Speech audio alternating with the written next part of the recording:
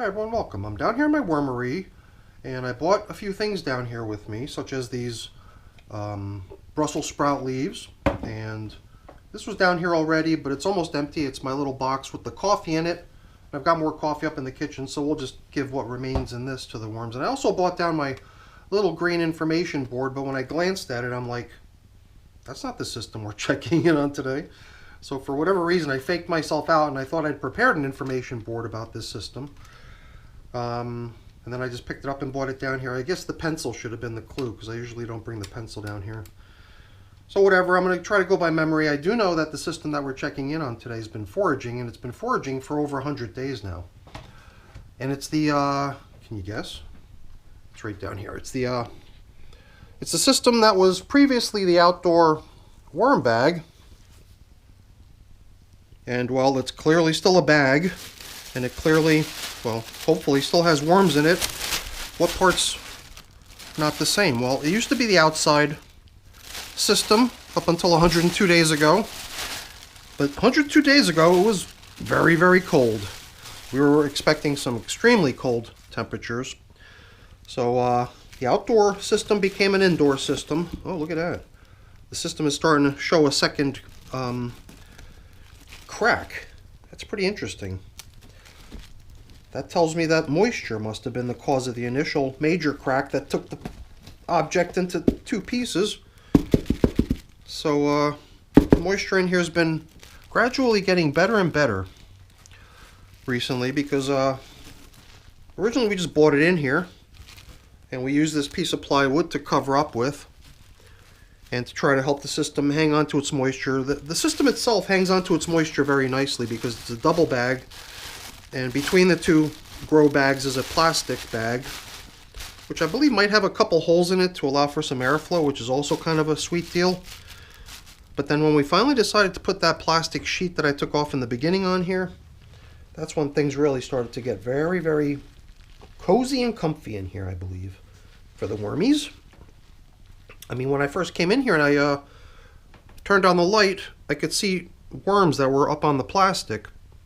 They had come there probably to enjoy the collecting dew that was collecting there. And I guess these must be fragments of the plywood top covering. So it seems like this thing's going to start littering our lovely vermicompost. Luckily, this material is quite soft, and I'm able to almost grind it to a pulp in my hands. So let's dig in. Man, oh man, every time I come in here, I always find that the material that this system is made up of is the type of vermicompost I wish all my systems had. None of it appears to clump up in any way, anywhere, and it all just flows. It feels like it's like sand, like I'm at the beach and I'm just feeling sand flow through all my fingers.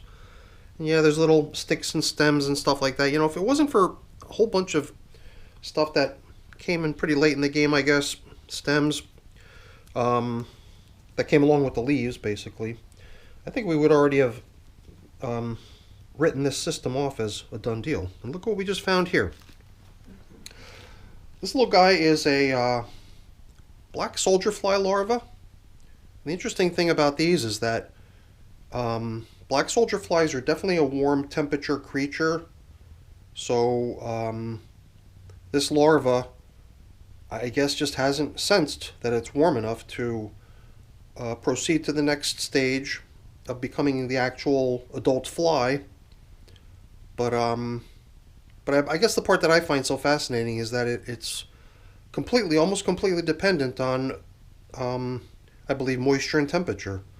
If this little guy finds himself in some harsh conditions that aren't friendly to them becoming an adult fly, they just stay in the form that they are.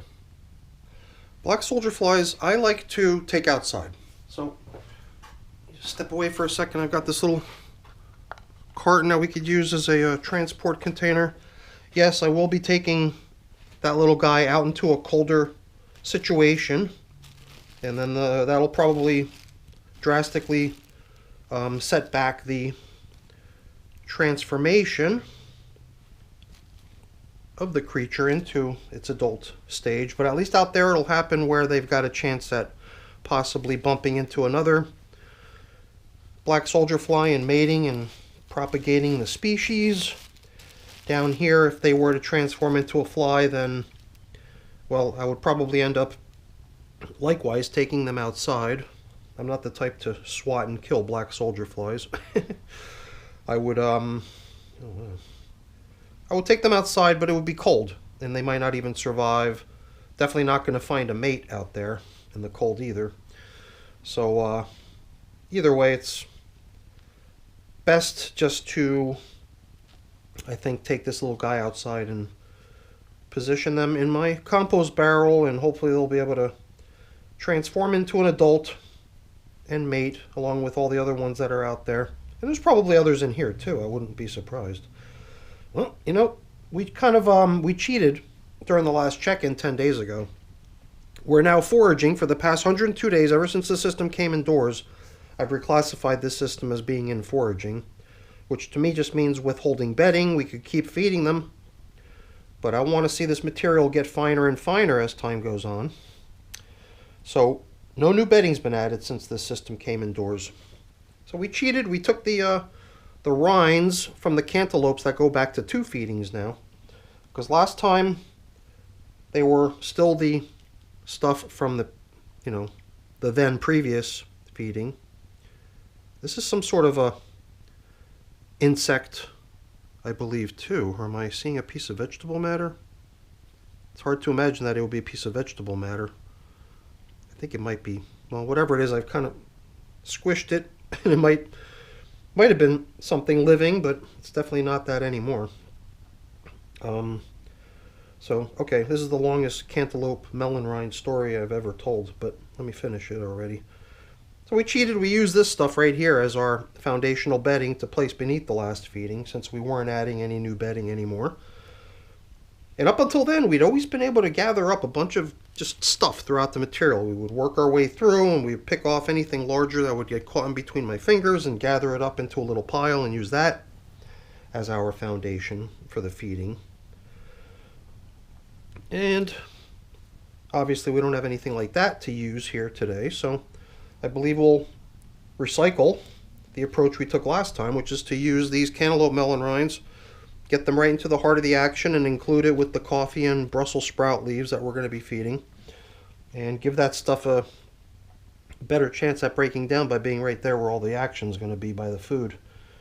But man, this stuff is really getting nice. I'm thinking, you know, a little bit more time to forage, work down all these little leaf stems, work down all these slightly slower composting food bits, and then it'll be time to take them to the next stage, which for me usually means generically separating the worms from the material that they inhabit so that we can harvest that lovely castings material, or at least vermicompost material.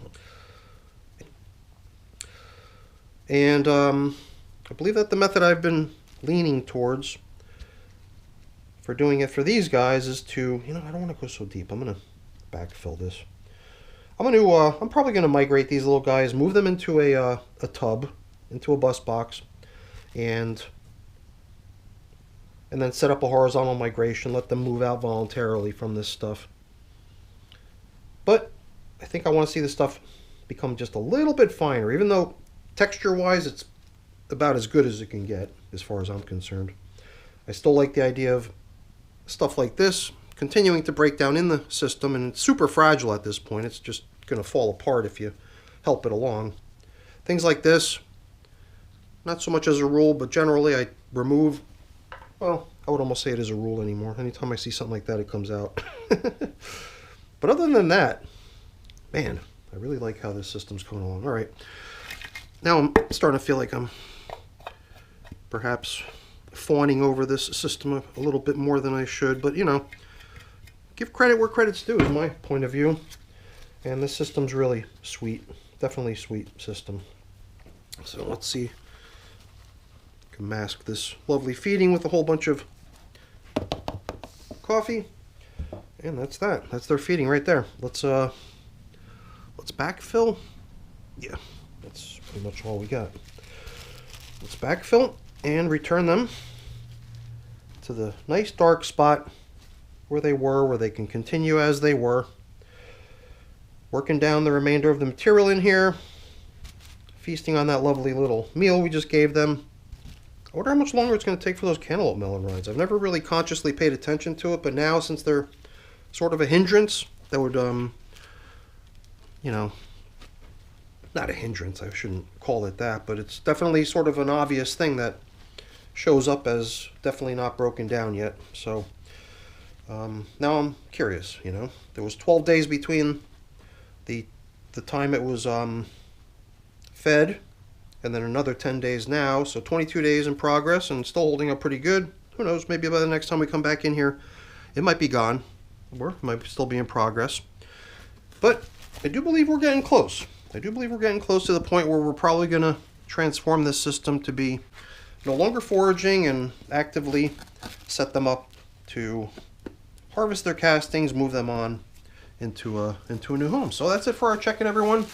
With the previously outdoor warm bag version 6.0, meaning that I've done this outdoor system 6 times now. It's only been the past few times where I've gotten into the habit of bringing them indoors and transforming them into indoor worms. In the past, it had always been an overwinter project, and it usually remained overwinter outdoors the entire season, but lately I've been getting soft on these guys. What can I say? Alright everyone, that's it for the check-in. Hopefully you enjoyed it. If you did, as always, please don't forget to leave me a quick thumbs up before you go. That's always really appreciated.